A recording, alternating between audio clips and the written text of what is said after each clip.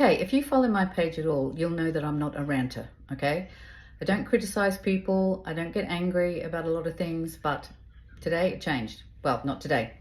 About a week ago, I got a call from a person who has a protection breed dog that is reactive to children on the fence line, and they wanted some help because it's also very reactive on the lead and they can't walk it.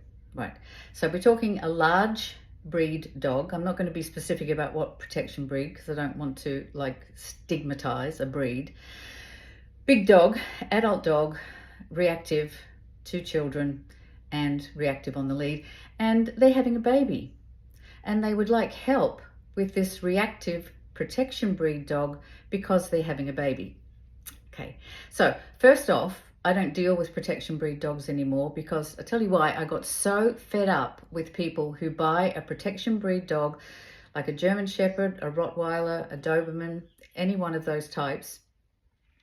They want it to guard the house and guard the family and be fierce with strangers, but they also want it to be a pussycat and a fluffy and play happily with the children and play happily with the neighbors' children.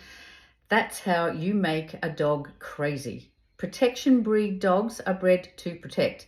They're not bred to be happy-go-lucky little fluffy family dog pets like a cavoodle. Okay, so you are asking a dog to be two completely opposite things, and it makes them crazy. And you know what? Everything's fun until somebody loses an eye, right? So with a breed like that, and you ask them to do those two extreme things, you're going to have tears at some point. Big tears and possibly really big problems. So anyway, that's a sidebar. Back to the issue. This person rings up, wants help with this reactive dog. Now, normally I say straight away that I don't work with protection breeds anymore, and I often ask questions to see if I can pass them on to a colleague who does work with them. So I went on and said, well, tell me a little bit more about your dog. And she said, well, we're a bit worried because we're having a baby, and she hadn't mentioned that before. This was the first time, and I'm thinking, protection dog with a baby? Okay, and it's reactive to children? Okay. So I said, tell me more. And it's like, well, we can't walk him anymore because he's too big and too strong for us, and he's really reactive on the lead, and he's barking and being, growly towards kids on the fence line. And I said, well, I don't know what I said. I was so upset by this point at these deluded people who have a protection dog that's aggressive to children, and they're having a baby and they're like, oh, we just need a little bit of help with our dog. So I was like, well, okay. I'm just thinking it through, and I said, is he like a family dog? He comes inside, lives inside? Oh, no. He's outside all the time, and he's in a run.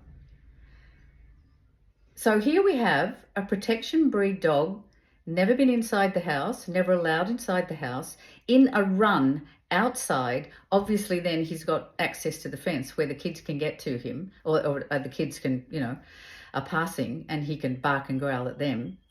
And they don't let him in the house, but they want an in-home dog trainer to come and help them make this dog baby bomb-proof.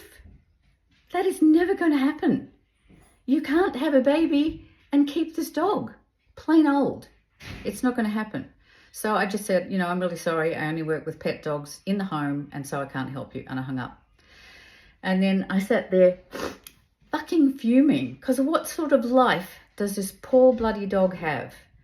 He's obviously meant to guard the house. Fine, I have no problem with that. But dogs are sociable pack animals. They don't thrive in isolation. And this poor bloody dog, no wonder he's going crazy in the backyard. He's left outside all day, every day. They're not walking him anymore because they can't walk him. And what sort of life has he got now? That's abuse. That is animal abuse. It's horrible, and it's not fair. And why are you stupid enough to keep a protection breed dog if you are having a baby? You need to think about what your life is going to be like in the future when you choose a dog. They live a long time. It's a commitment. They live up to 15, 16 years. I have a Papillon. She's 17. She's as fit as a fiddle. She'll go another 5 years. What the fuck are you people thinking of? If you're planning a baby, don't get a protection breed dog. Find another way. Get a ring camera. What's wrong with you? Buy a cavoodle. Buy a spoodle. Buy anything. Do not buy a protection breed if you're going to have a baby.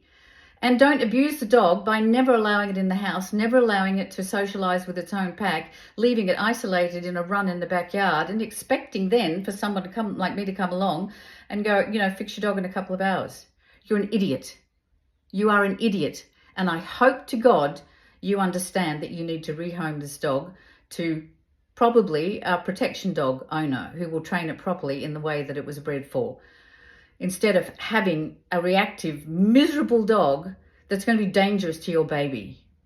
Fucking wake up, people.